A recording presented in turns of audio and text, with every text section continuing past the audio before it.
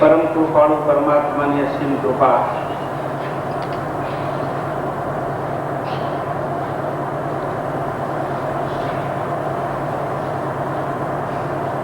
અને એ કૃપા ની પ્રસાદ રૂપે આજે પુનઃ આપ સૌની સમક્ષ ઉપસ્થિત થવાનું છે. बिना प्रयोजन तो नहीं, पर खबर नहीं कया जन्मना एवा कया कर्मना फल स्वरूपे वारंवार आपने समक्ष आवવું પડે. गहना कर्मणो गति, कर्मनी गति बहुत गहन है. घनी बार कोई घटना अनायासे घटे समझाए मूंझवण थाय, कारण जड़े नहीं, पण छतां दरेक घटनानी पाछळ परमात्मानो अणधार्य निराधार माटेनो आधार जेવો વાત થયો હોય અને જ્યારે આવું કંઈક ઘટે કે વર્ષો સુધી બંધ કરી હોય આમ ઉપરવકરી આવવું પડે. ખરેખર પરમાત્માની યોજનામાં એને કંઈક વિચાર્યું હશે, એને કંઈ નિર્ધારિત કર્યું હશે જે આપણે સમજી ન શકતા. જયરામભાઈ કહ્યું અહીંથી એક સમય એવો હતો કે એવું કહેવું પડતું હતું સ્વામીજી નહીં મળે, હવે વારંવાર આવું. અને આજના પ્રસંગનો વિશેષ આનંદ કે માત્ર 10 કે 9 મિનિટમાં બધી વિધિ પતી અને મને માહિતી જલ્દી મળી.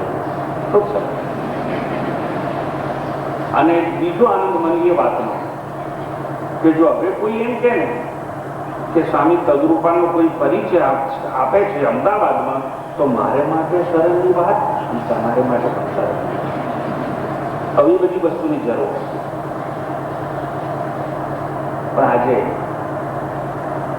આ દેશની આ પરંપરા વૈદિક શિક્ષણ પરંપરાનું અદ્ભુત અલૌકિક સંવાદરૂપી જે પુસ્તક છે એ પુસ્તકના આધારે મારે એ વાત કરવી. અને એ ગ્રંથ એટલે ભગવદ્ ગીતા.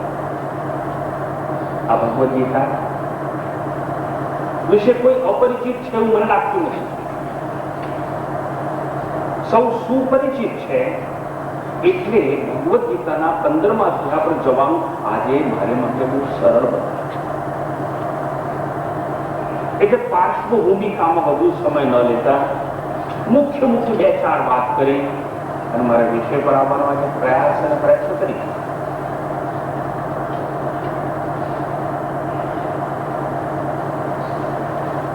કોઈ પણ ગ્રંથ પર વાતચીત કરવાનો પ્રસંગ જ્યારે ઉપલબ્ધ થાય અને એમાં પણ ભગવદ્ ગીતા જેવા અલૌકિક અદ્વિતીય સંવાદ વિશે જો કંઈ કહેવાનું હોય બહુ વિચારપૂર્વક માફી ચોરીને શબ્દો વાપરવા પડે. અને એટલા માટે તો આ ગ્રંથની પ્રસ્તાવના મેં બહુ પાના ભરી ભરી લીધી. અત્રે એ બધાનો સાર કહું તે એટલું જ કહેવાય, આ સંવાદ છે. સંવાદ આપણી વૈદિક શૈક્ષણિક પરંપરા પ્રણાલિકાનું અદ્ભુત પાસું છે. આ જ્ઞાન સંવાદ દ્વારા આજે તમને અને મને ઉપલબ્ધ. અને સંવાદ એટલે આ વિતંડાવાદ નથી, જલ્પ બેસક નહીં, સમવાદ, સામ્યવાદ નહીં, સંવાદ. એ ત્યારે જ શક્ય બને એક કઈ લેવા આતું હોય, બીજો આપવા તત્પર થાય. પણ જે લેવા આતુર છે એના પર શ્રદ્ધાનો દીપક હૃદયમાં પ્રજ્વલિત છે. શિષ્ય થવાની અનોખી ભાવના છે. ભક્તિ તેનું હૃદય સભર છે. એટલું જ નહીં, ખૂબ નમ્રતાથી ઉભો છે. એટલું જ નહીં, અહંકારને ઝુકાવી દીધો છે. એટલે નમસ્કાર કર્યા, પરિપાક કર્યા, વંદન કર્યા. એ ગુરુ, હું કઈ સ્વીકારવા તૈયાર છું. મારું પાત્ર મેં સુંદર બનાવ્યું છે. મારું પાત્ર કાણા વગરનું છે અને સીધું છે. કેટલાક પાત્રો સીધા હોય તો કાણા વાળા હોય, નાખો બધું નીકળી જાય. અને કેટલાક કાણા વગરના હોય પણ ઊંધા હોય, નાખો બહાર જોડી જાય. આ કે છે મારું પાત્ર સીધું છે, કાણા વગરનું છે, ભક્તિથી સભર છે. શિષ્ય બનવા તૈયાર છું. અહંકાર મૂકી અને પ્રણામ અને પ્રણિપાત કરું છું. એટલે પેલો તૈયાર થાય છે કે એમ તારે કઈ સ્વીકારવું છે, પણ શું સ્વીકારવું છે વાત તો કર. એટલે પેલો પ્રશ્ન પૂછે છે. અને પ્રશ્ન પૂછે છે શું? ગાય ખીલે બાંધેલી હોય, ગાયના થનમાં દૂધ પર, પણ એમને દૂધની ધાર વછુડતી નથી. એ તો વાછરડું બીજા ખીલે બાંધેલું હોય, વાછરડાને છોડ નથી. દોડતું કૂદતું ઘેર કરતું કૂદકા મારતું જઈ અને ગાયના આંચળ મારે છે માથું અને દૂધની સેર વહેવા મારે છે. એ પ્રમાણે શિષ્ય વાછરડો બને. ગુરુના હૃદયમાં તો જ્ઞાનનો ભંડાર રહેલો હોય છે, પણ પ્રશ્ન રૂપે ગોથું મારવામાં ન આવે ત્યાં સુધી એ અમૃતની ધારા વછૂટતી નથી. આપ સૌને મારા વંદન છે. આપ સૌએ મારા હૃદયમાં ગોથું માર્યું છે અને મને પ્રશ્નો કર્યા છે. બાકી આ સાબરમતીના સંતો આગળ વારંવાર આવવાનું મારે થાક નહીં. આજે મારું સદભાગ્ય સમજુ છું. પરમાત્માએ એવી ભગવદ ગીતા રૂપી અર્જુન અને કૃષ્ણના સંવાદ રૂપી ભગવદ ગીતા વિશે આજે મને નિમિત્ત બનાવ્યો છે એની વાત કરવા માટે. એ પરંપરાને યાદ કરતા કહેવાનું મન થાય કે એ સંવાદ શરૂ ક્યાંથી થયો. વૈશંપાય ઋષિ રાજા જન્મે છે એને સંવાદ રૂપે જે વાત કરે છે એનું નામ છે મહાભારત. પ્રશ્ન થાય ભગવદ ગીતા ની જનની કોણ? ભગવદ ગીતા ની ગંગોત્રી ક્યાં?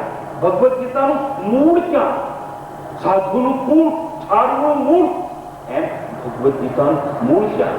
તો મૂળ છે મહાભારતમાં. એટલે મહાભારત છે એ ભગવદ ગીતાની ગંગોત્રી છે.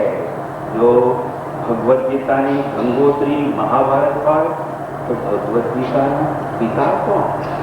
એવો પ્રશ્ન પ્રચારો છે. માત્ર માતા કામની પિતાનું બીજ હોય છે, માતાની ફૂંક હોય છે, ત્યારે સંતતિ જન્મ લે છે. એ પ્રમાણે ભગવદ ગીતા રૂપી સંવાદમય જ્ઞેય આ બીજ જો આપણને ઉપલબ્ધ થયું હોય તો બીજ છે ઉપનિષદોનું, શ્રુતિઓનું અને સાર છે, નિષ્કર્ષ છે, વેદાંતનું રહસ્ય છે. એ ઉપનિષદોનું ટૂંકમાં એમ કહેવાનું મન થાય ઉપનિષદોના સાનિધ્યમાં સંસર્ગમાં અને મહાભારતના સંદર્ભમાં ભગવદ ગીતાનો સાચો સાત્વિક અર્થ આપણને મળી શકે તેમ છે. ઉપનિષદોનું સાનિધ્ય હોવું જોઈએ, સંસર્ગ હોવો જોઈએ. મહાભારતના સંપ્રેક્ષમાં અને શ્રુતિઓના સાનિધ્યમાં ભગવદ ગીતાના સાર્થક અર્થો સારી શકાય. માટે શાસ્ત્રકારોને પણ ગાવું પડ્યું, કહેવું પડ્યું, સર્વોપનિષદો ગાવો દુગ્ધા ગોપાલ પાર્થો વત્સ સુધીર ભોગતા. પાર્થો વત્સ, પાર્થ અર્જુન એ વત્સ વાછરડો છે અને કૃષ્ણ પરમાત્મા એ ગ્વાલીઓ છે. પણ કઈ ગાયનું દોહન કર્યું? ઉપનિષદ રૂપી ગાયનું દોહન કરવામાં આવ્યું. સર્વોપનિષદો ગાવો દુગ્ધા ગોપાલ નંદન. અને ઉપનિષદ રૂપી ગાયનું દોહન કર્યું કૃષ્ણ પરમાત્માએ ગોવાળિયા બની. પણ એ ઉપનિષદ રૂપી ગાયને દોહન કરવામાં આવી, દૂધ જાય કાઢવામાં આવ્યું. પીનાર વાછરડો કોણ? અર્જુન વાછરડો. અને સુધીર ભોગતા, જો અર્જુન એ દૂધ પી ગયો હોત, બીજા કોઈને ઉપલબ્ધ ન બન્યું? નાના બની શકે તેમ છે. કોને? સુધીર ભોગતા. ધીર બુદ્ધિ, સારી બુદ્ધિ વાળા જે સજ્જનો તમારા જેવા હોય એ બધા ભગવદ ગીતાના અમૃતના ભોગતા. એ ભગવદ ગીતા ઉપર આજે મારે વાત કરે. આ ભગવદ ગીતામાં 700 શ્લોક છે. મહાભારતમાં 1,00,000 શ્લોક. એ 1,00,000 શ્લોકની અંદર બસ સંવાદો, વાર્તાઓ, કથાનકો, વર્ણનો તો એટલા બધા છે કે વર્ણનોના અરણ્યો ત્યાં ફૂલ્યા છે, ફાલ્યા છે, ખીલ્યા છે. એવું મહાભારત 1,00,000 શ્લોક. અને 1,00,000 શ્લોકમાંથી ભગવદ ગીતા માત્ર 700 શ્લોક. પણ એ ક્યાં છે? મધ્ય મહાભારત એવું કહેવાય. મહાભારતની બરોબર મધ્યમાં આ ભગવદ ગીતાનું સ્થાન છે. ફરી એકવાર વૈશંપાયનથી રાજા જન્મેજયની જે વાત કરે એમના મહાભારત, અને એવી મહાભારતના મધ્યમાં 1,00,000 શ્લોકની મધ્યમાં ભગવદ ગીતા, ત્યાં પણ સંવાદ. કોનો સંવાદ? સંજય અને આંખે અંધ છે ધૃતરાષ્ટ્ર. સંજય અને ધૃતરાષ્ટ્ર વચ્ચેનો સંવાદ છે. ધૃતરાષ્ટ્ર પૂછે છે, મામકા પાંડવાશ્ચૈવ કિમ કુર્વત સંજય? હે સંજય, યુદ્ધ નિશ્ચિત છે, ટાળી શકાય તેમ નથી. કૃષ્ણ પરમાત્મા પણ શાંતિ દૂત બનીને ગયા હતા, પણ કઈ નિચોડ ન આવ્યો. અને મારો પુત્ર માને તેવો નથી. હું મોહાંત છું. મને ભલે અન્યાય થયો હોય અને હું આઘો હતો અને પેલા વિદુરની ચાલ અને માથે મને ગાડી ન મળી, કઈ વાંધો નહીં. મને ના મળી તો કઈ વાંધો નહીં. મારા છોકરાને ગાડી તો બેસ કરી રહીશ, જમતીશ નહીં. પ્રતિજ્ઞાબદ્ધ છે ધૃતરાષ્ટ્ર. મહાભારતનું એક પાત્ર પ્રતિજ્ઞાબદ્ધ છે. શકુની પ્રતિજ્ઞાબદ્ધ છે. મારી બેન તો દીપતી હતી. મારી બેન કે આગળ હતી. પેલો માગુ લઈ ગયો આ ભીષ્મપિતા, અને એને મારી બેનને આ ધરા સાથે વિવાહનો પ્રસ્તાવ મૂક્યો. આ પાંડવો ને હું છોડીશ નહીં. જીવન ભર ગાંધા પાછો નહીં પડું. સત્યાનાશ પૂરનું નહીં જાય ત્યાં સુધી હું એ ભૂમિ છોડીશ નહીં. અને હું બદલો લઈશ કે સમગ્ર કુળનો સંહાર. પ્રતિજ્ઞાબદ્ધ છે શકુની. આવો એને ગાંધાર દેશ પાછા નથી જતો. પોતાની બહેન દેખતી હતી પણ રાજા ધૃતરાષ્ટ્ર આંધળા સાથે પ્રણાવી માટે એને વેર. પોતાના કેસ ખુલ્લા રાખીને વારંવાર બધાને યાદ દેવડાવે છે. આ મારા કેસ ખુલ્લા કેમ છે? એ ભીમ, તું ભૂલી જો તે પ્રતિજ્ઞા લીધેલી. અને મેં પ્રતિજ્ઞા લીધી છે કે જ્યાં સુધી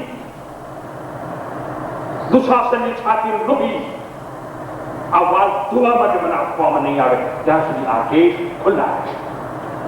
એ ગદાધર ભીમ, હું તને યાદ કરાવું છું આ કેસ દ્વારા કે તારે જાંગ તોડવાની છે.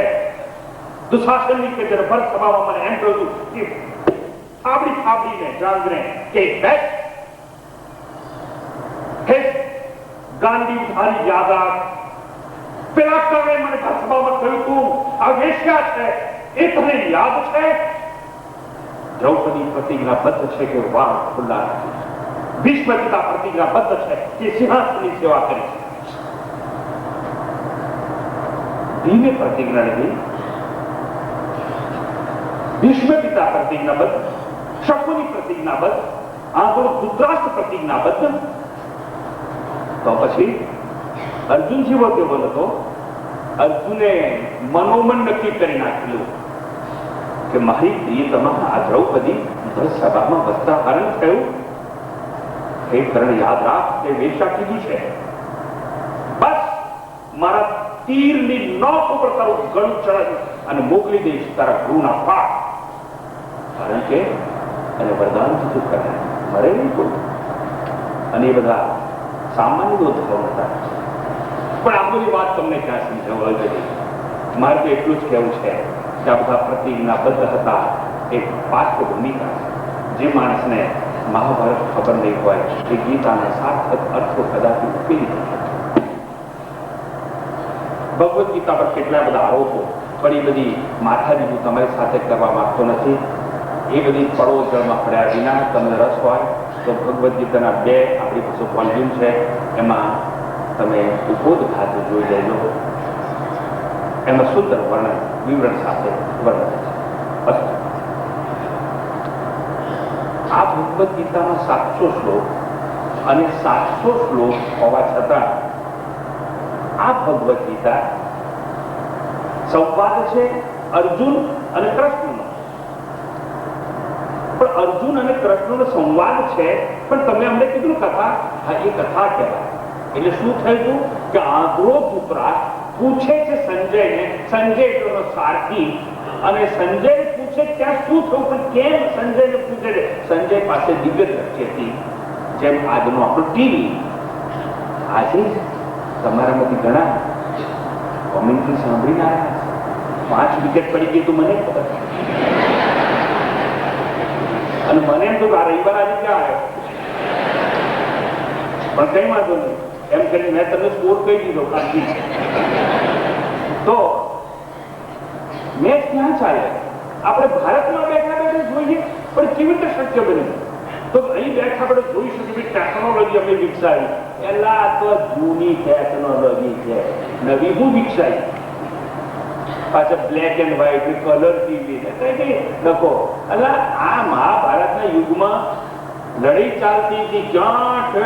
પંજાબમાં કુરુક્ષેત્રમાં અને દિલ્હી રાજધાનીમાં હસ્તિનાપુરમાં બેઠા બેઠા આ બધા સંજય પેલું ધૃતરાષ્ટ્ર પૂછે કે ત્યાં શું થયું? મામકા પાંડવાસ થયો. હિમકુરમાં તો સંજય પ્રશ્ન પૂછો કે મારા ને મારા નથી પારકા પરાયા પેલા પાંડુ પુત્રોએ યુદ્ધમાં શું કર્યું? કોણ હારી, કોણ જીત્યું, થયું શું? મને અહેવાલ છે.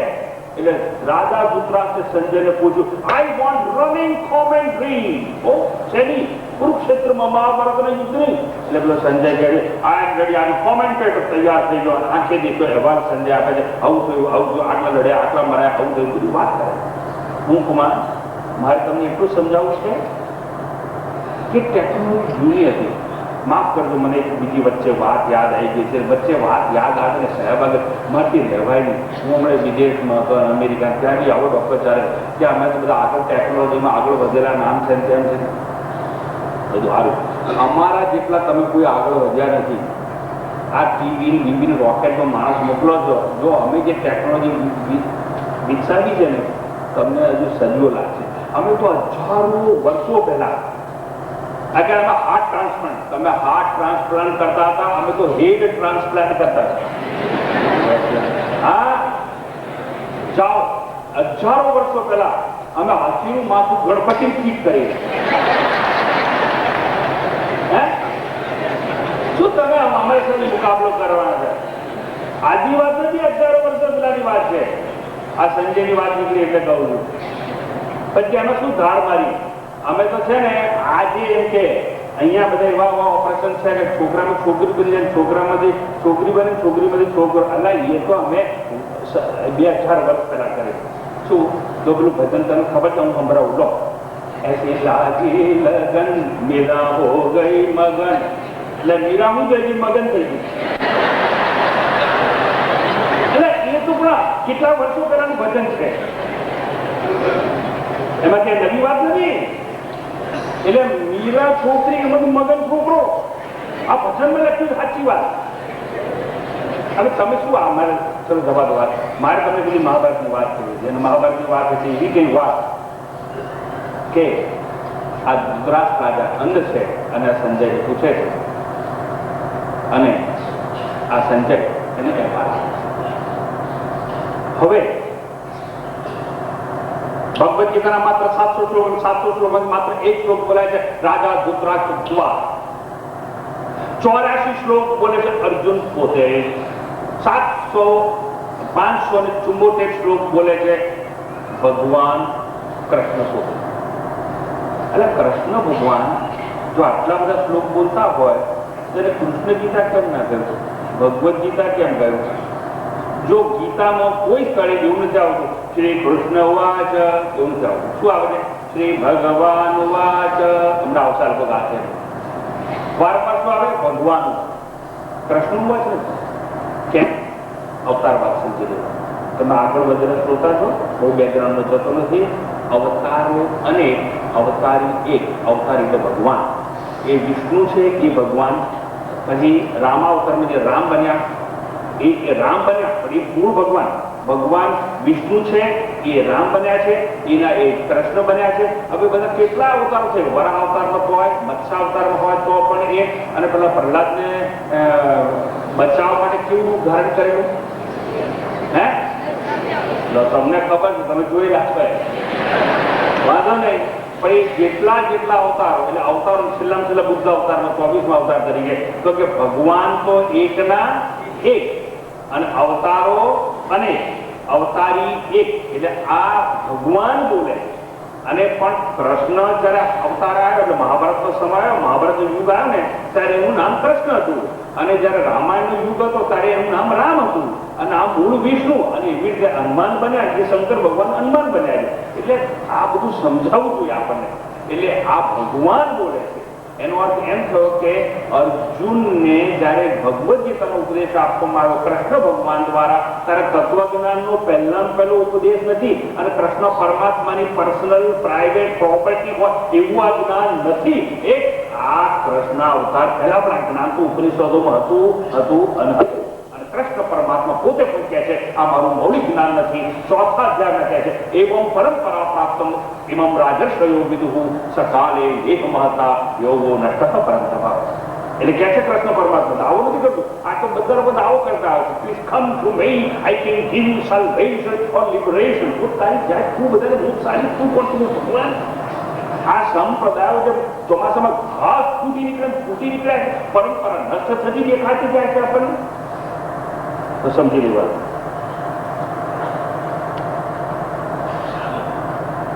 ભગવદ ગીતા એટલા માટે કહેવાય કારણ ભગવાન કૃષ્ણને, અને વધારે શ્લોકો ભગવાન બોલે છે માટે ભગવદ ગીતા કહેવાય છે નંબર 1. અને ભગવાન અહીંયા કૃષ્ણ તરીકે આવ્યા છે, મનુષ્ય દેહ તરીકે આવ્યા છે. અદ્રશ્ય હતા પણ દ્રશ્ય થયા છે, નિરાકાર હતા પણ સાકાર થયા છે, અવ્યક્ત હતા પણ વ્યક્ત થયા છે, અનામી હતા પણ નામી થયા છે, અશરીરી હતા અને છતાં શરીર ધારણ કર્યું છે. શા માટે? ચતુર્થ અધ્યાયમાં એમણે પોતે કહેલું છે ધર્મ સંસ્થાપનાર્થાય સંભવામિ યુગે યુગે. ધર્મની સ્થાપના કરવી છે, અધર્મનો નાશ કરવો છે તો હું અવતાર લઈશ. અવ્યક્ત છું, વ્યક્ત થઈશ, નિરાકાર છું, સાકાર થઈશ, અશરીર છું, શરીર થઈશ, અનામી છું અને નામી થઈશ. એવું ભગવાને કહેલું છે. ક્યારે આવશે? તો જેમ દરેક પુસ્તકની પાછળ લખેલું છે કે સર્વ હક લેખક સ્વાધીન. ભગવાન કે હું નક્કી કરીશ, તમારે નક્કી કરવાનું નહીં. ક્યારે આવીશ, કેવું રૂપ ધારણ કરીશ, કોને મા બાપ બનાવીશ, કોના ઘરમાં રહીશ, કોનો સંહાર કરીશ, કોનો ઉદ્ધાર કરીશ, એ હું જ નક્કી કરીશ. છઠ્ઠી અને ચતુર્થ અધ્યાયમાં ભગવાને આ બધી વાત કરી. ટૂંકમાં એટલા માટે આ ભગવદ્ ગીતા કહેવામાં આવે છે. આ ભગવદ્ ગીતામાં 18 અધ્યાય છે. 18 અધ્યાયના 3 વિભાગ છે. 1 થી 6 અધ્યાય કર્મયોગ અથવા કર્મકાંડ, 7 થી 12 અધ્યાય એટલે ઉપાસના કાંડ અથવા ભક્તિ યોગ, 13 અધ્યાયથી 18 અધ્યાય જ્ઞાન કાંડ. એવી રીતે 3 વિભાગમાં વહેંચવામાં આવેલા છે. હવે એને યોગ કહો તો પણ ચાલે, કાંડ કહો તો પણ ચાલે, જ્ઞાન કાંડ કહો તો પણ ચાલે અને જ્ઞાન યોગ કહો તો પણ ચાલે. ભક્તિ યોગ, જ્ઞાન યોગ અને કર્મ યોગ એવું પણ ચાલે. કર્મકાંડ, ઉપાસના કાંડ અને જ્ઞાન કાંડ એવું કહો તો પણ ચાલે. 3 વિભાગ એટલા માટે છે અંતઃકરણ 3 દોષ, મળ, વિક્ષેપ અને આવરણ, અને ત્રણેયની નિવૃત્તિ કરવા માટે એક કાંડની જરૂર છે. ટૂંકમાં પહેલું કાંડ 1 થી 6 અધ્યાય, 1 થી 6 અધ્યાય અને 1 થી 6 અધ્યાયની અંદર કર્મકાંડની કર્મયોગની વાત સમજાવવા આવી છે. પહેલું જે અધ્યાય છે વિષાદ યોગ. વિષાદ યોગમાં અર્જુનના વિષાદની આખી વાત છે. મહાભારતના આ યુદ્ધનો પ્રસંગ ત્યાં ઉપલબ્ધ કરાવવા છે. કૌરવોની સેના, પાંડવોની સેના સામ સામે ઊભી છે, પણ આવું યુદ્ધ ભૂતકાળમાં થયું નથી, ભવિષ્યમાં થશે નહીં. એવું અજબ ગજબનું યુદ્ધ હતું. આ યુદ્ધ એવું હતું કે શસ્ત્રો છે, હાથી છે, ઘોડા છે, એકબીજાને કાપવા મારવા લોકો તત્પર છે, અને છતાં વોટ એ ગ્રેટ કોન્ટ્રાડિક્શન, એને ધર્મ યુદ્ધ કહેવામાં. અને આજના સમાજની વિચિત્રતા, તમે અમેરિકા, રશિયા, આજે મોજુમડી મહાસત્તાનું પૂછો તો why you fighting? We are fighting for peace. Hey, you are fighting for peace. બહુ અચરજ લાગે આપણને. યુદ્ધ પણ આ બહુ સમજવા જેવી વાત છે કે યુદ્ધ આવકારદાયક નથી, યુદ્ધ કરવા જેવું બેશક નહીં, પણ જો પ્રારબ્ધગત આવી પડે તો નાસી જવા જેવું પણ વડબાજુ આવી હોય તો, અનિચ્છા આવી હોય તો, પ્રારબ્ધગત આવ્યું હોય તો વૃક્ષ નીચે ઉભા રહેવા. વૃક્ષ તિષ્ઠા છે ન કુપે ન કંપે. એવું થયું મહાભારત યુદ્ધમાં.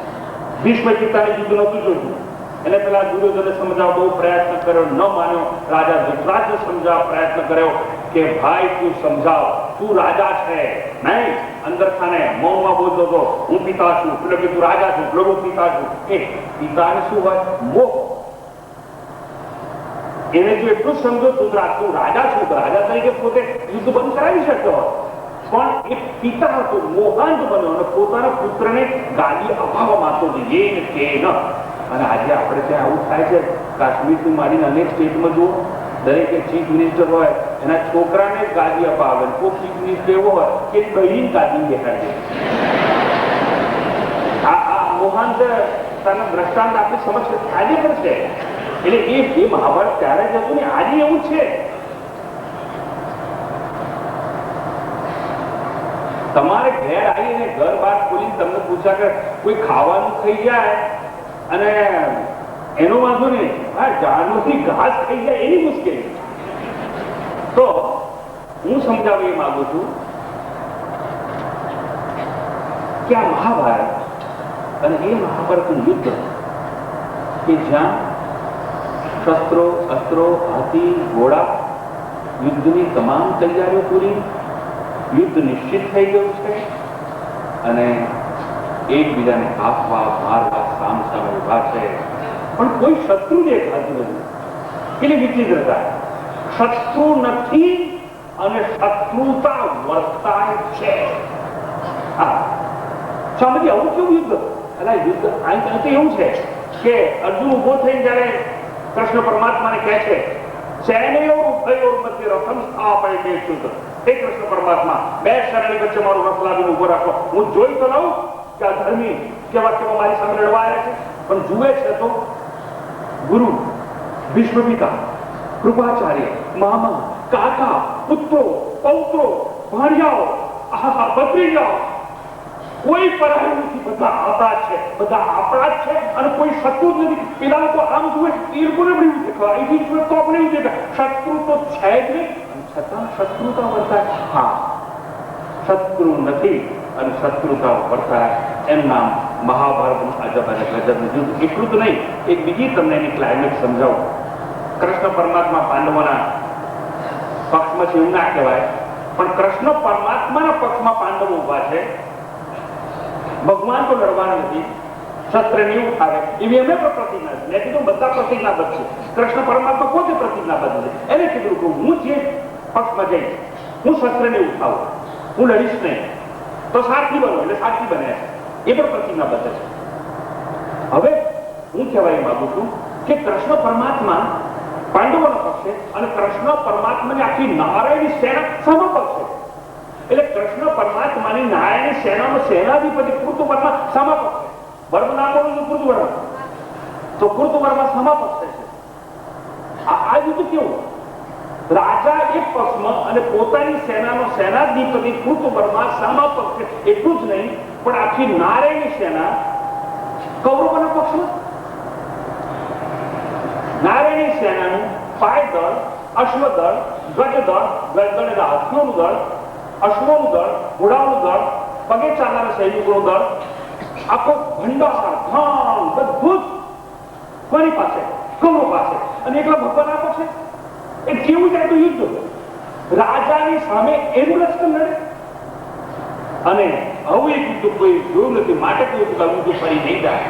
અને કેવું છે, જેવો અર્જુન સામે ઉભરી જુએ છે અને કહે છે, ગુરુ હત્વાહી મહાનુભાવાન શ્રેયો ભોક્તુમ ભૈષમતી હલો. હું નહીં લડી શકું ભગવાન.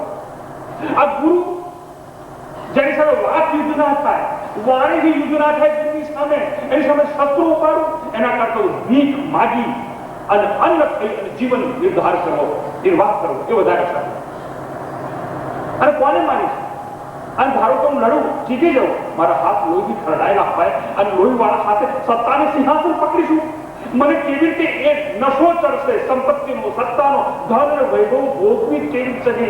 ઇતિહાસમાં કાળાક્ષર મારું નામ લખાશે કે પોતાના ભાઈઓનો સંહાર કર્યો, પોતાના કુળનો નાશ કર્યો, અનેક વિધવા થઈ, બાળકો અનાથ થા, હે પરાક્રમી ગાંડી તમને શા માટે આપવામાં આવ્યું? ભગવાન મને સમજાતું કે હું ગાંડી, મારા હાથમાં જે શરીર પડે છે, મારા હાથ બળતરા થાય છે, મારો વાળ ઉભા થઈ જાય છે, મારા પગ લથડિયા થાય છે, બસ હું મારું માથું ભમે છે. હે ભગવાન, હું યુદ્ધ કરી શકું તેમ નથી. એમ કરી અને વિષાદ યોગ પહેલો અધ્યાય પૂરો.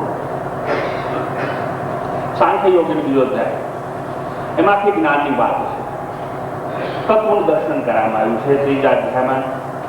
બીજા અધ્યાયમાં કર્મનો પાયો નાખવામાં આવ્યો, નિષ્કામ કર્મનો, કર્મણ્યવાધિકાર છે મહાફલિત કદાચન. અને ત્રીજી અધ્યાયની અંદર એની વિસ્તૃત ચર્ચા કરવામાં આવી. ચોથા અધ્યાયની જ્ઞાનની સ્તુતિ કરવામાં આવી.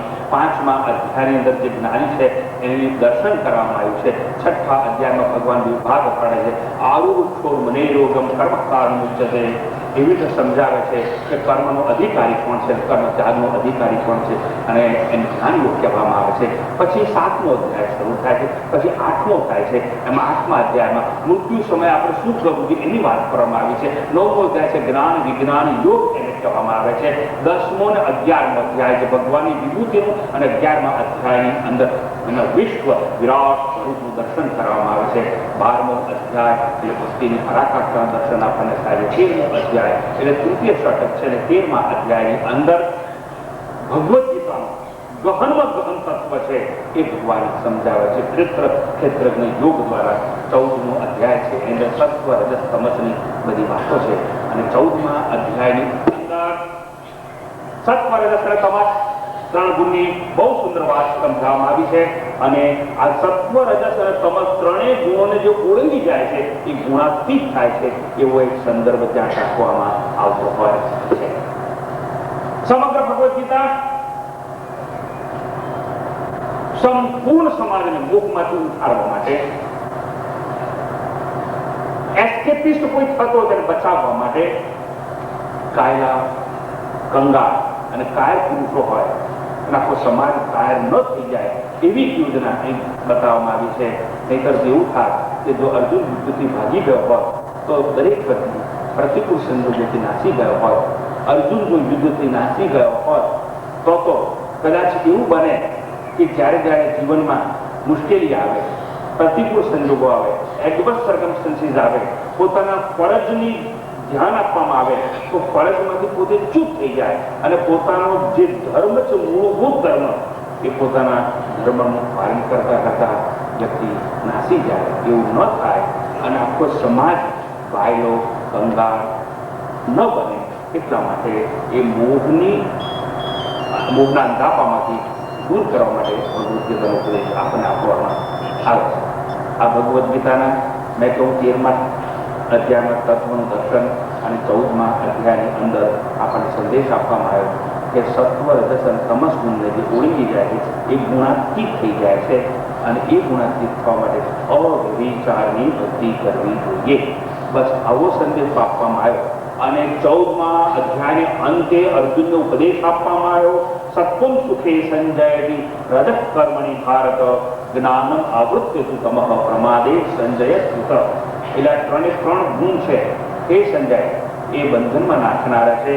સત્વ ગુણ સુખમાં જોડી અને બંધન પેદા કરે છે. ધન આપે, વૈભવ આપે, અવળું આપે સત્વગુણ, અને એ સત્વગુણનું પણ એક બંધન હોય છે, સુખમાં જોડી અને બંધન કરે. રજસ ગુણ તમે કર્મમાં જોડી અને વિક્ષેપ રૂપી બંધન પેદા કરે, અને તમો ગુણ છે તમને પ્રમાદમાં નાખે, જ્ઞાન થવા જ ના દે અને જ્ઞાન ઉપર આવરણ કરી નાખે અજ્ઞાનનું અને તમને બંધનમાં નાખતું હોય છે. માટે ત્રણ ગુણ ત્યાજ્ય છે અને જે વ્યક્તિ ત્રણ ગુણ ઓળંગી જાય છે એ ગુણાતીત થતો હોય છે અને ગુણાતીત થાય એ પરબ્રહ્મ સ્વરૂપ તરીકે પોતાને જાણી શકે છે. આવી 14મા અધ્યાયની વાત.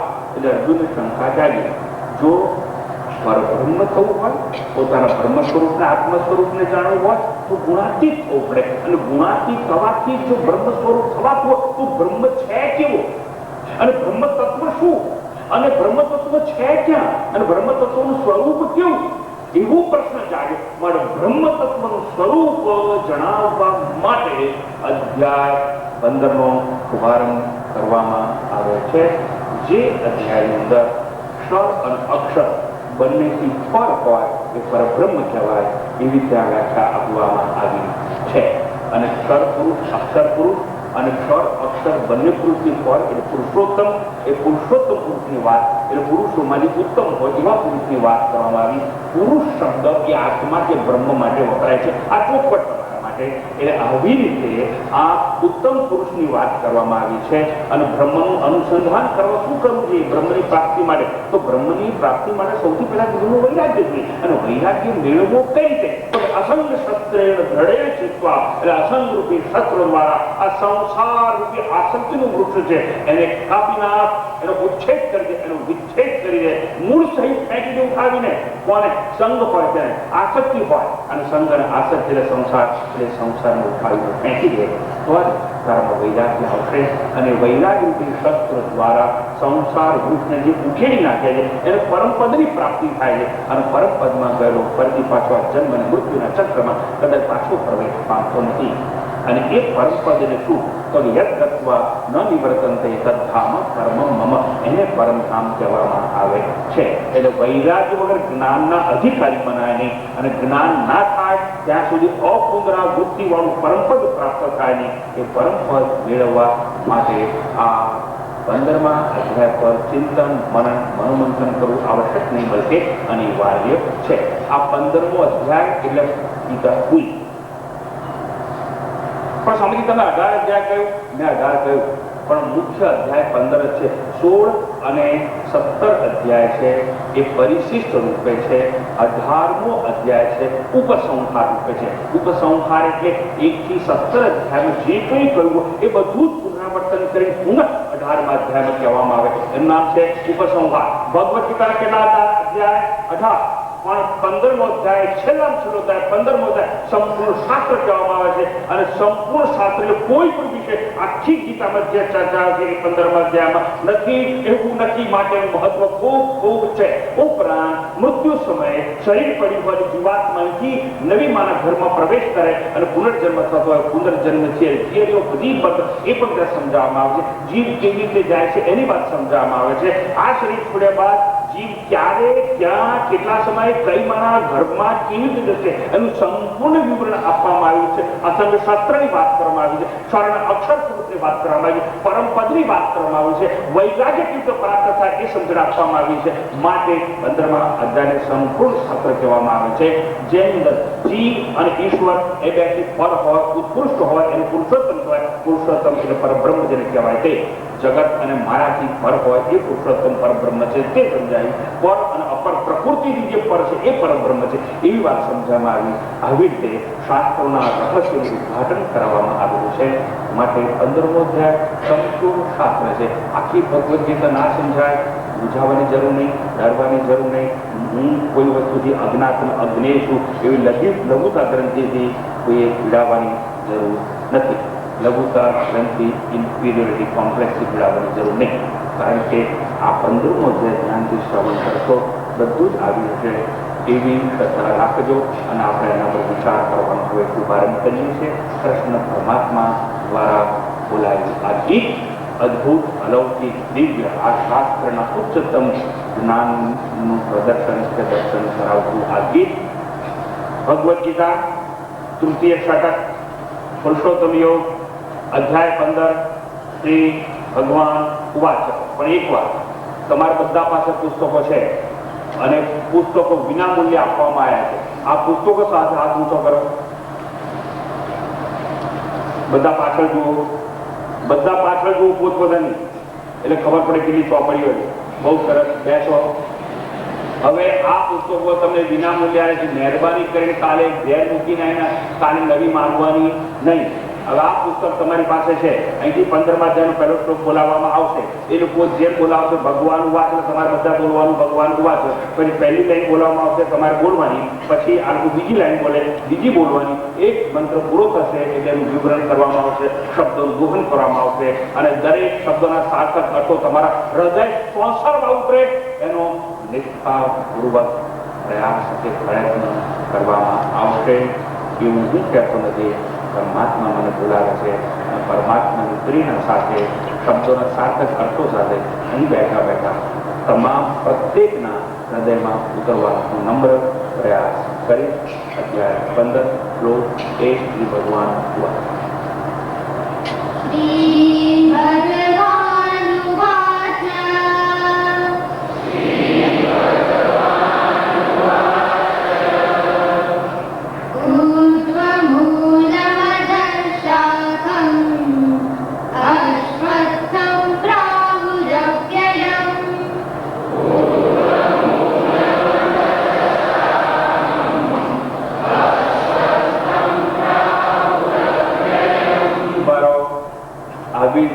ચાલે નહીં. ચોપડી છે આ 3 બહેનો આટલો અવાજ કરે છે. તમે આટલા બધા છો, હોલ પૂજી જવો જોઈએ. એક સમય મારી છાબી વેચી કે જોરમાં પ્રવચન કરું એને બાજુ હોય તો બારનો કાટ ફૂટી જતા.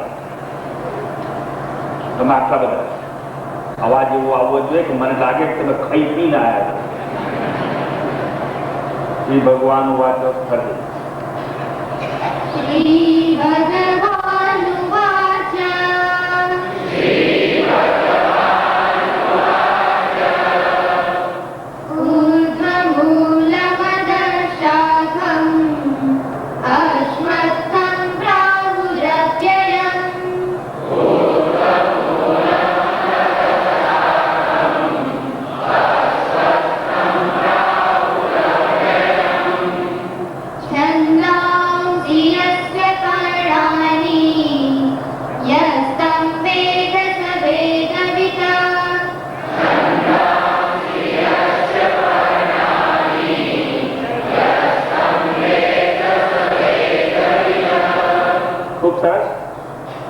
સાબરમતીના કિનારે નથી, હું ગંગા કિનારે બેઠો અને જેમ પંડિતો બધું બોલતા હોય એવી અનુભૂતિ મને થાય. અને યાદ રાખજો, મેં કહ્યું એટલે બધા બોલવાનું, મેં કહ્યું એટલે જ નહીં, પણ જે પુણ્યશાળી હશે બધા બોલશે.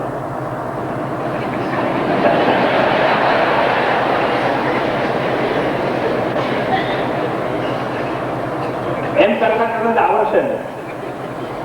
અને આ જે બોલાય છે ને, બીજું કઈ ના સમજ પડે જવા દો ને. આ જે બોલાય છે શ્લોકોએ ગોઠીને ચોપડી લઈને ઘેર બોલશો ને, તમારા બાળકો સાંભળશે. અને ખિસ્સામાં છે ને ક્યાંક તમે ચોકલેટ રાખજો. તમારો પુત્ર પૌત્રી કોઈ દાદા બન્યા પણ તો ખાલી દાદાગીરી ના કરજો. આ ચોપડીથી શ્લોક બોલી ઘરમાં દાદાગીરી કરજો. એટલે નાના છોકરા આવે એટલે કે બે જાય એમ કરીને પછી આખો અધ્યાય બોલી જવાનું, પછી ચોકલેટ આવજો, પછી રોજ આવશે. અને એવી રીતે બાળકોને સંસ્કાર પડશે અને ટીવીના આક્રમણમાંથી નવી પેઢીને આપણે ધીરે ધીરે મુક્ત કરીશું. કોઈ ચિંતા કરવાની જરૂર નહીં. મને સમય ખબર છે, ઘડિયાળ માફ કરી મહેરબાની કરીને જોશો નહીં, હું સમયસર સમજું. ખબર નહીં મારે કેટલી વસ્તુનું ધ્યાન રાખવું પડે છે અવસર આપતા.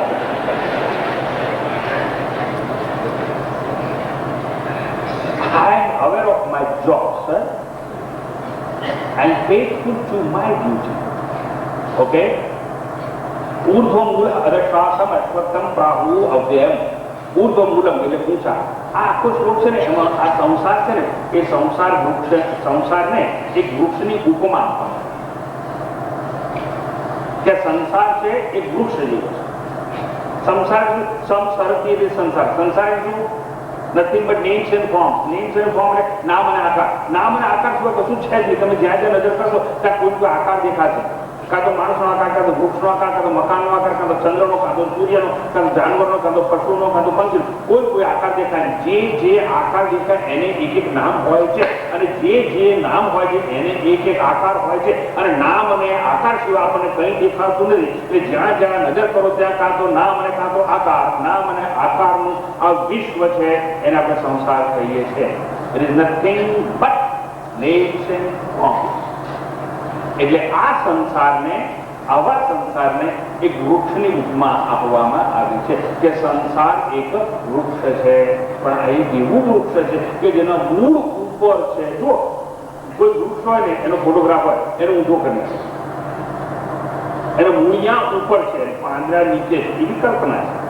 ઋષિ મુનિઓને, કવિઓને આવી કલ્પના કરવાની છૂટ માટે એ કહ્યું છે કે ઊર્ધ્વમૂલ અદશાખમ અશ્વત્થમ પ્રાહુ અવ્યય. આ એક એવું વૃક્ષ છે કે જેના મૂળિયા ઉપર છે, શાખાઓ ડાળા નીચે છે, અને એ વૃક્ષનું નામ અશ્વત્થમ એવું નામ આપવામાં આવ્યું છે. પ્રાહુ અવ્યયમ. પ્રાહુ એટલે કહેવાય છે, અશ્વત્થમ કહેવાય છે એવું આ અવ્યય વૃક્ષ છે. એટલે ઊર્ધ્વમૂલ એટલે ઊંચા મૂળવાળું. એટલે ઊંચા મૂળ એટલે પછી સમજાવું ભાષાંતર પહેલા. એટલે ઊંચા મૂળ છે, શાખાઓ નીચે છે, અશ્વત્થ એનું નામ છે, અને અવ્યય એ સંસાર રૂપી વૃક્ષ છે, એનો સ્વભાવ છે. પછી એના પાંદડા શું? તો કે છંદાંસી યસ્ય પર્ણાની છંદાંસી. છંદસ એટલે આ જે વેદો ઉપનિષદોના મંત્રો હોય, એ વેદોના મંત્રો. આપણી પાસે 4 વેદ છે: સામવેદ, યજુર્વેદ, પછી અથર્વવેદ, પછી આ તમે બધા છો ને, તમે બધા એક વેદની શાખામાં આવેલા, પણ તમને ખબર ના આવે વાંધો નહીં. તો એ 4 વેદ છે, એ 4 વેદના કર્મકાંડના જે મંત્રો છે એને છાંદસ કહેવામાં આવે. તો આ વેદના મંત્રો છે, આ સંસાર રૂપી જે વૃક્ષ છે એની ડાળીઓ પર લાગેલા પાંદડા છે. છંદાંસી યસ્ય પર્ણાની યહતમ વેદ સવેદ વિદ. આવી રીતે જે કોઈ જાણે છે એને વેદ વિત્ત કહેવામાં આવે છે. એટલે શેને જાણે છે? તો કે પાંદડા છે એને છંદાંસી એટલે મંત્રો કહેવાય. મૂળિયા છે એ ઊંચે છે, અને વૃક્ષ નીચે છે, અને મૂળ ઉપર છે. અને મૂળ એટલે શું? મૂળ એટલે કારણ. કારણ એટલે શું? સંસાર જેમાંથી જન્મેલો હોય, સંસાર જેમાંથી જન્મેલો છે, પરબ્રહ્મ કે આત્મામાંથી જન્મેલો છે. કેવી રીતે ઉપનિષદોની આ બધી વાતો છે. એ તસ્માત આત્મન આકાશ સંભૂત, આકાશાદ વાયુ, વાયોરગ્નિ, અગ્નિરાપક, અધ્ય પૃથ્વી. એટલે આ બધું જ એ પરબ્રહ્મમાંથી ઉતરી આવેલું છે. એ આત્મામાં જે પહેલા શું થયું? એકસ્માત આત્મા આકાશ, આકાશમાંથી વાયુ એટલે ટૂંકમાં આવી રીતે આખો સંસાર જન્મેલો છે. એટલે એ મૂળ કહેવાય. મૂળ એટલે કારણ કે જેમાંથી આ બધું જન્મેલું છે. તે સામાન્ય રીતે વૃક્ષના મૂળ નીચે હોય, ઊંચે એટલે સૂક્ષ્મ એટલે સર્વવ્યાપક, અને સર્વવ્યાપક હોય અને સૂક્ષ્મ હોય એટલે સર્વવ્યાપ્ત હોય. અને એવું જે પરબ્રહ્મ છે એને સંસારનું મૂળ કહેવામાં આવે છે. પણ સ્વામીજી, આ મૂળ છે કેવું? આ મૂળ છે ક્યાં? અને આ મૂળનો સાક્ષાત્કાર થાય કે નહીં? અને થાય તો આપણે કઈ રીતે કરી શકીએ? અને મારે કેવા અધિકારી બનવું પડે? આ બધી વાતો આવતીકાલે તમને આવશે. શાંતિ પાડવા આપણે ઓમ સહના ભવતુ સહનૌ ભુનક્તુ સહ વીર્યં કરવાવહૈ તેજસ્વિનાવધીતમસ્તુ મા વિદ્વિષાવહૈ. ઓમ શાંતિ શાંતિ શાંતિ. હરિ ઓમ શ્રી ગુરુભ્યો નમઃ.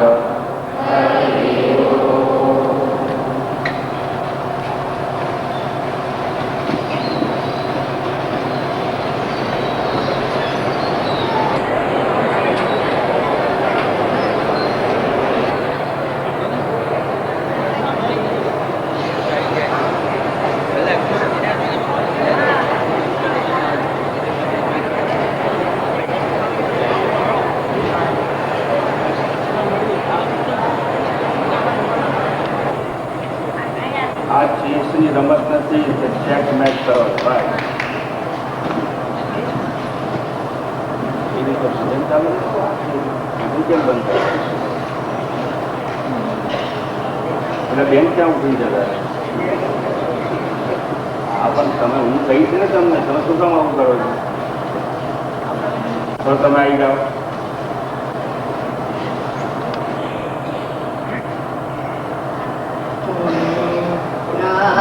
ભજન કર પ્રાણી તેરી દો દિન કી જિંદગાની. રામ ભજન કર પ્રાણી કાયા માયા બાદલ છાયા मूर्ख मन का है भरमाया. उड़ जाएगा शासक पंछी फिर क्या ने जाने. तू राम भजन कर प्राणी.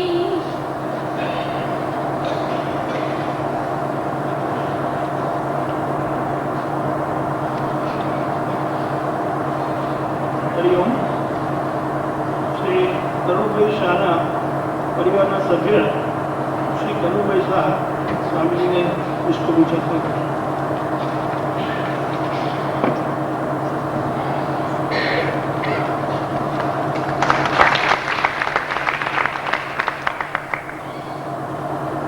મનન અભ્યાસ મંડળના ઉપપ્રમુખ શ્રી વિક્રમભાઈ બેંકર પણ સ્વામીજીને પુષ્પગુચ્છ અર્પણ કરે.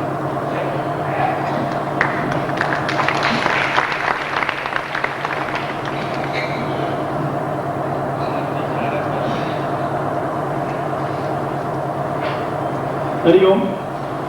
જે સાધકો સ્વામીજીને વ્યક્તિગત મળવા ઈચ્છતા હોય તે સાધકો આવતીકાલે સવારે 10:30 થી 11:30ના સમયે શ્રી તરુણભાઈ શાહના મકાન ઉપર મળી શકે છે, જેનું સરનામું જે આપને પુસ્તિકા આપવામાં આવી છે તેમાં લખવામાં આવ્યું છે. બીજું, દરેક સાધકને ખાસ વિનંતી કે આ જ્ઞાન યજ્ઞના કાર્યક્રમમાં સિટિંગ એરેન્જમેન્ટમાં ખાસ સહકાર આપે, એમાં કોઈ જાતનું મન દુઃખ કરે નહીં અને કાર્યકરોને એક શ્લોક બોલાવો. આ લોકો બરોબર નહીં બોલે ત્યાં સુધી બોલાય કરી. પણ આજે મને વિશ્વાસ છે કે બધા બરોબર જોરથી બોલશે.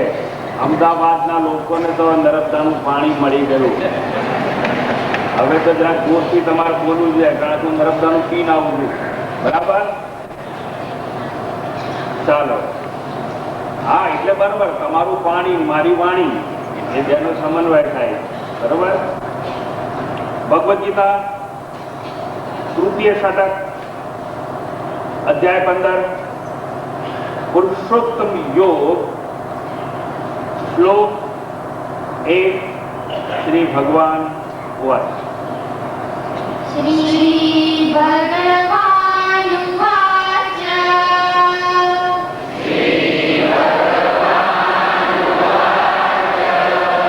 મારો ઓલ બીજવો જોઈએ બધા માણસ. શું વાત છે?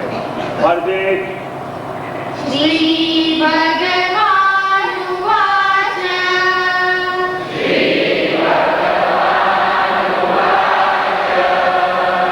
હવે ભગવાન બોલે બરાબર છે. ફરતી શ્રી ભગવાન વાચ.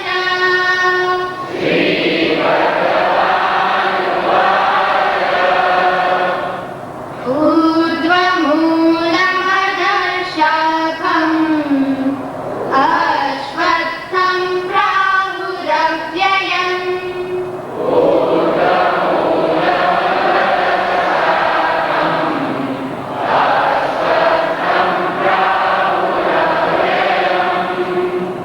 छन्दांसि यस्य पर्णानि यस्तं वेद स वेदविदः.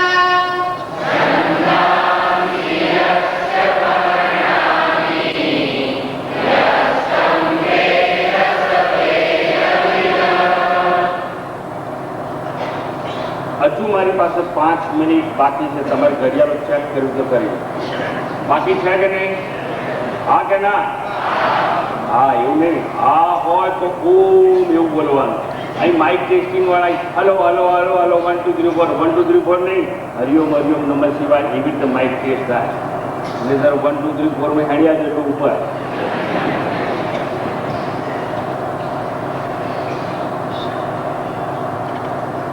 શાંતિ પાઠ અને ત્યારબાદ આપણો બીજો દિવસ આ વ્યાખ્યાન માળાનો શરૂ કરવામાં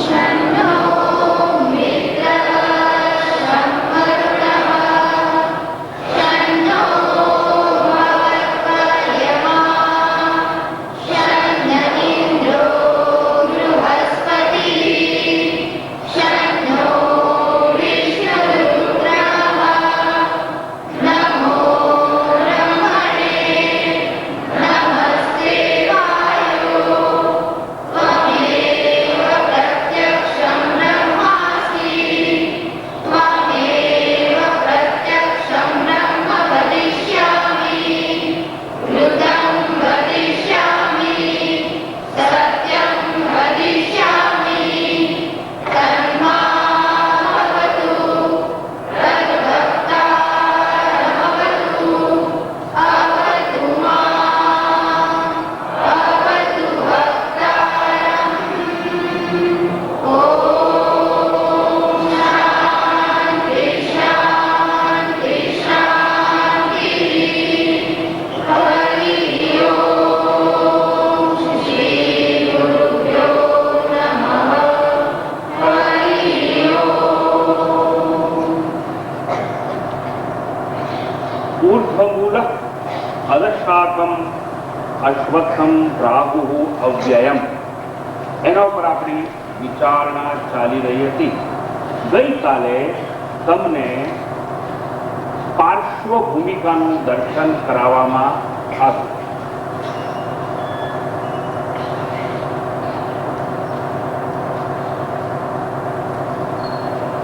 બીજી વાર આવું કરશો નહીં. મોડા આવે એને જ્યાં જગ્યાઓ ત્યાં બેસી જવા. આ સ્વામી તદરૂપાનંદનો યજ્ઞ છે. આ 2000 માણસની 2000 મિનિટ તમે બગાડી.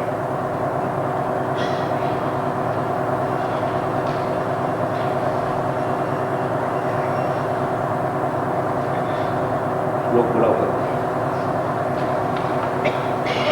श्री भगवानुवाच श्री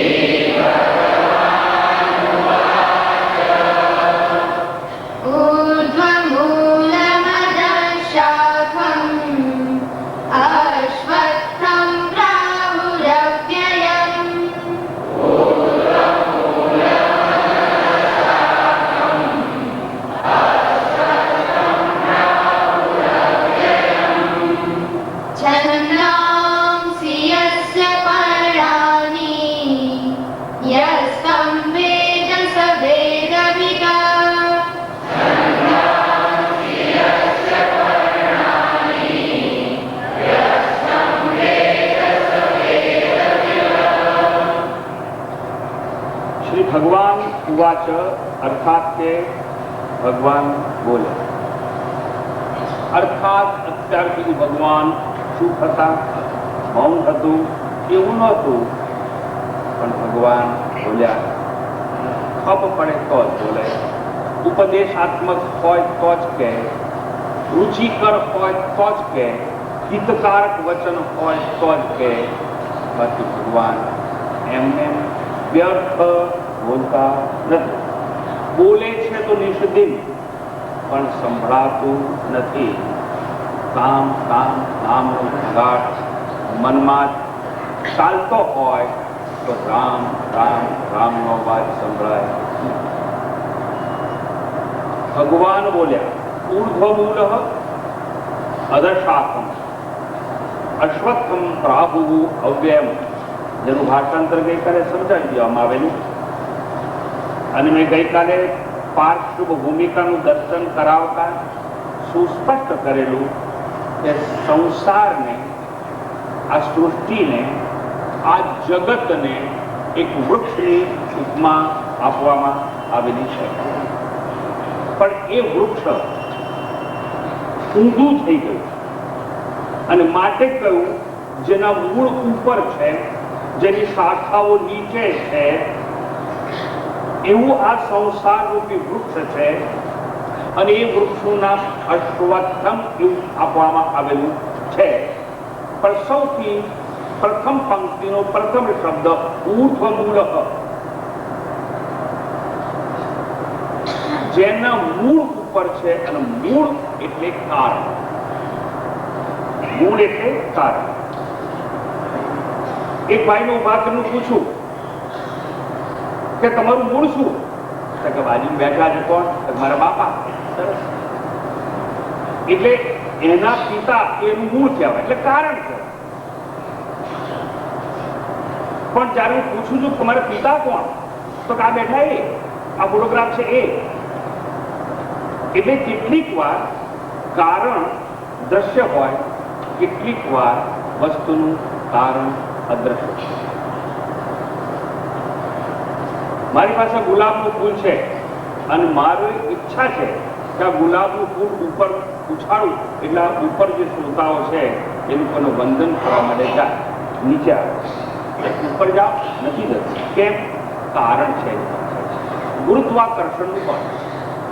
આ ગુરુત્વાકર્ષણનું બળ એવું છે કે કોઈ પણ વસ્તુનું ઉપર નાખો એટલે નીચે જ આવે. નીચે આવે એટલે ગુરુત્વાકર્ષણનું બળ અસ્તિત્વમાં છે. એટલે આ પુષ્પ નીચે આવે છે. મૂળ શું, કારણ શું? તો ગુરુત્વાકર્ષણનું બળ. પણ આ ગુરુત્વાકર્ષણનું બળ અદ્રશ્ય છે. એટલે કેટલીક વાર કારણ દ્રશ્ય હોય, કેટલીક વાર કારણ અદ્રશ્ય હોય. અદ્રશ્ય હોય એ પણ કારણ કહેવાય, અનસીન રિયાલિટી. બે જાતના કારણ. હું જે બોલું છું એ પાછળ સંભળાય છે, બરોબર? ઉપર આવા બધાને જો સંભળાતું હોય અને તમે બહુ ધ્યાનથી સાંભળતા હો તો તમે કોની મદદથી મારી વાણીનું શ્રવણ કરો છો? તમારા મનની મદદથી તમે શ્રવણ કરો છો. તમારું મન અત્યારે મારી વાણીમાં એકાગ્ર છે ને એકાગ્ર ના હોય તો તમે હું જે બોલું છું એ સમજી શકો નહીં, પકડી શકો નહીં. હૃદય ગમે તો કરી શકો જ નહીં. મારી વાત સાચી ખોટી? હા કે ના? હા, એમ નહીં. ઓમ એવું બોલો. અને જો મારી વાત સાચી હોય અને તમે એમ કહેતા હો હું જે બોલું છું એ તમે એકાગ્ર મનથી શ્રવણ કરી રહ્યા છો, એટલે તમારું મન મારી વાણીમાં એકાગ્ર છે. અને જો તમારું મન મારી વાણીમાં એકાગ્ર હોય તો મને બતાવો તમારું મન છે ક્યાં? ઓમ નહીં, છે ક્યાં?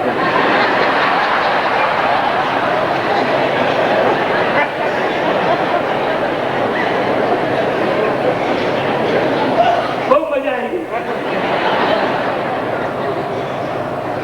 આ મહારાજ સારા કે ઘડી ઘડી આપણને બૂમ મારવાની છૂટ આવે. અને કેટલા લોકો અડધી પોણી કલાક વહેલા સીટ રોકવા માટે અહીં બેઠા હોય એટલે કંટાળી ગયા હોય. એટલે હું કહું ઓમ એટલે કે હોમ. હોમ ઘર તરફ જવું હોય, નોટ ધેટ હોમ. મન છે ક્યાં? આંખે દેખાતું નથી. પણ માણસની પ્રત્યેક વર્તણૂકનું કારણ મન છે. તમે બધા અત્યારે શાંત બહુ સરસ રીતે બેઠા છો, તમને બધાને ખબર છે તમારી ઉપાધિ છે સારા શ્રોતાની, સજ્જન વ્યક્તિની. પણ એક જ માણસ ઊભો થાય અને આ ચાલુ પ્રવચન નાચવા માટે કપડાં કાઢી નાખે અને એક પછી એક કપડાં કાઢતો જાય તો અમારા આયોજકોએ હાથ પકડીને બહાર મૂકી આવવો પડે. કેમ? એનું વર્તન છે એ સામાન્ય નથી, અસામાન્ય વર્તન કહેવાય. there is abnormal behavior, but by observing abnormal behavior of an individual one can come to conclusion that there is something wrong in his or her mind. But you can't see that mind. મન દેખાતું નથી, પણ પેલી અસામાન્ય વર્તણૂક છે એનું કારણ જરૂર કહેવાય ખરું. એટલે ઉર્ધ્વ મૂળ, એટલે આ સંસારનું મૂળ એટલે કારણ ક્યાં છે? કારણ ઉપર છે. અને જ્યારે સાહિત્યમાં, સંસ્કૃતમાં ઉપર આવે, ઉર્ધ્વ આવે ત્યારે ઊંચે છે એવું નહીં. ઊંચે એટલે સૂક્ષ્મ અને અધઃ નીચે એટલે સ્થૂળ. એટલે એવું અધઃશાખમ એટલે શાખાઓ છે સંસાર વૃક્ષની, એ અધઃ નીચે, નીચે એટલે સ્થૂળ છે. એટલે યોનિઓ બધી સ્થૂળ છે. કઈ કઈ યોનિઓ? જળચર, ખેચર ને ભૂચર. જળચર એટલે પાણીમાં રહેનારા પ્રાણી, જળમાં રહેનારા પ્રાણી. ખેચર એટલે આકાશમાં ઉડનારા પશુ પંખી ઇત્યાદિ. અને ભૂચર એટલે જમીન પર ચાલનારા પ્રાણી. પણ બધાને સ્થૂળ શરીર છે. અને સ્થૂળ શરીર કેવું છે? સ્થૂળ છે. એટલે બધી યોનિઓ અધઃશાખમ નીચે છે. નીચે એટલે સ્થૂળ અને ઉર્ધ્વ ઉપર એટલે સૂક્ષ્મ. અને સૂક્ષ્મ એટલે શું? જેમ જેમ વસ્તુ સૂક્ષ્મ થતી જાય એમ વ્યાપક થતી જાય. હવે આવી બધી નાની નાની વસ્તુઓ હું તમને નહીં ભણાવું, કારણ કે તમે શુદ્ધ શ્રોતાઓ છો. એટલું જ નહીં, તમે બહુ શ્રુત શ્રોતાઓ છો. અને મારા હૃદયમાં તમારું સૌનું સ્થાન બહુ આગવું છે, અનેક છે. એટલે જ્યારે જ્યારે અહીંથી આ બેસવા માટેની એવી સૂચનાઓ આપવામાં આવે ને, મને બહુ દુઃખ થાય કે મારો શ્રોતા ન હોવો જોઈએ. મારો શ્રોતા તો શિસ્તબદ્ધ હોય, મને ગૌરવ છે. હું કાયમ કહું છું, mind is not crowd, mind is an audience that through highly disciplined audience, and they come from highly intellectual class, not from class. મને ગૌરવ છે. અને માટે કહું છું કે કારણ કાં તો દ્રશ્ય હોય અને કાં તો electricity. It is unseen reality. It is for the sound. હું જે બોલું છું એ મારો અવાજ તમારા સુધી પહોંચે છે એનું કારણ વીજળી છે. વીજળી શક્તિ આ માઇકમાં છે. અને મારા માઇકમાંથી જે અવાજ થાય છે એ આ ધ્વનિના, અવાજના મોજાનું રૂપાંતર વીજળીના મોજામાં કરી અને તમારી કાન સુધી પહોંચાડવાનું કાર્ય વીજળી શક્તિ કરે છે. પણ વીજળી શક્તિ આંખે દેખાય છે, but no doubt electricity is cause. તમને મારું મોડું ચોખ્ખું દેખાય છે, મને તમારા મોડા દેખાય છે, કારણ બધી વીજળી છે. એ વીજળી પ્રકાશ દ્વારા અભિવ્યક્ત થઈ છે. ઘણી વાર વીજળી હીટર દ્વારા અભિવ્યક્ત થઈ જાય, નામ બદલે છે, આપણે હીટ કહીએ. આ વીજળી રેડિયો દ્વારા અભિવ્યક્ત થતા આપણે સાઉન્ડ કહીએ. આ જ વીજળી રેલવે ટ્રેન, ઇલેક્ટ્રિક ટ્રેન દ્વારા અભિવ્યક્ત થાય ત્યારે આપણે એને મોશન, મુવમેન્ટ, ગતિ કહીએ. એ જ વીજળી રેફ્રિજરેટર નામના ઇક્વિપમેન્ટ, ઇન્સ્ટ્રુમેન્ટ, ઉપકરણ દ્વારા અભિવ્યક્ત થાય ત્યારે ઠંડક કહીએ. નામ બદલાય પણ કારણ તો એકનું એક હોય છે. એ પ્રમાણે ભૂચર, ખેચર, જળચર એવા નામ બદલાય યોનિઓના, છતાં પણ બધાનું કારણ તો એક જ હોય છે. એ કારણ ઊંચે છે અને સંસાર રૂપે વૃક્ષનું કારણ છે. એટલે એને કહેવાય છે ઉર્ધ્વ મૂળ. પણ આવી વાતો તમારી પાસે આવી ક્યાંથી? સ્વામી ભગવદ્ ગીતામાંથી. ભગવદ્ ગીતા આવી ક્યાંથી? મહાભારતમાંથી. આ મહાભારત છે એનો નિષ્કર્ષ, એનો સાર છે, એનું સત્વ છે, એનું મૂળ ક્યાં? તો વેદોમાં. અને એની વાતો ક્યાં? ઉપનિષદોમાં. અને જો આ અધ્યાયની વાત કરું તો કઠોપનિષદમાંથી આખો શ્લોક જાણે શબ્દે શબ્દ અહીંયા અવતરણ ચિહ્ન મૂકી અને ટાંકવામાં આવ્યો હોય એવી વાત છે. કઠોપનિષદનો પણ આવો જ શ્લોક છે. ત્યાં કહે છે ઉર્ધ્વ મૂળ વાક્શાખ. એક જ શબ્દ, વાક શબ્દ. ઉર્ધ્વ મૂળ વાક્શાખ એશો શ્વત્થ સનાતન. એશો એટલે એ, અશ્વત્થ વૃક્ષ છે સંસારનું નામ અશ્વત્થ, અહીં પણ અશ્વત્થ નામ થયું. ત્યાં અહીંયા શ્લોકમાં અવ્યય કહેવામાં આવ્યું છે, પ્રાહુકો અવ્યયમ, અને ત્યાં એને સનાતન કહેવામાં આવેલું છે. આ તમે આટલા બધા શ્રોતાઓ પેલા બેનને બેસાડો.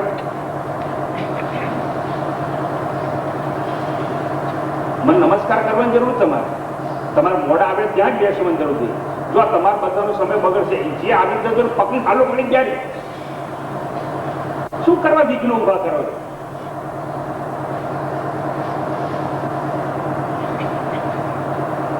આ અધર શાખા છે, અધમ યોની મજાના.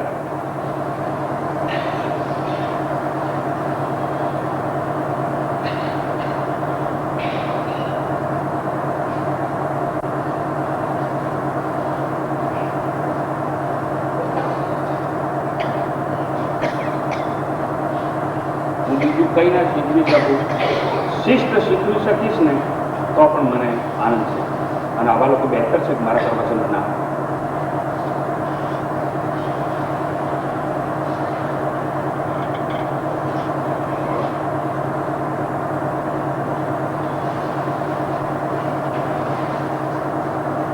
કારણ બે જાણ, દ્રશ્ય અને અદ્રશ્ય. આ તમે આ માણસની મૂંઝવણ તમે સમજી શકશો.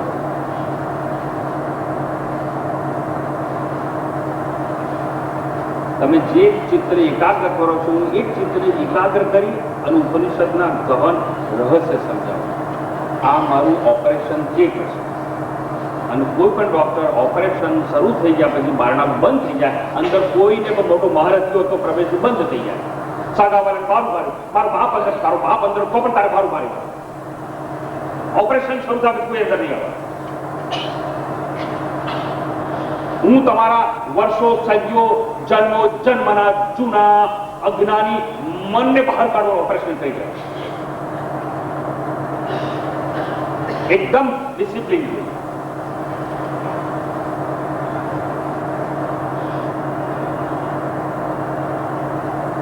ઉર્ધ્વમૂલ વાક્શાખ એષ અશ્વત્થ સનાતન. ઉપનિષદમાં, કઠોપનિષદમાં સનાતન શબ્દનો પ્રયોગ છે, અહીંયા અવ્યય શબ્દનો પ્રયોગ કરવામાં આવેલો છે. ટૂંકમાં મારી એક જ વસ્તુ સમજાવી હતી કે ગઈકાલે ઉલ્લેખ કરી ગયો હતો કે ઉપનિષદનું ગહન રહસ્ય છે એ ગીતામાં છે.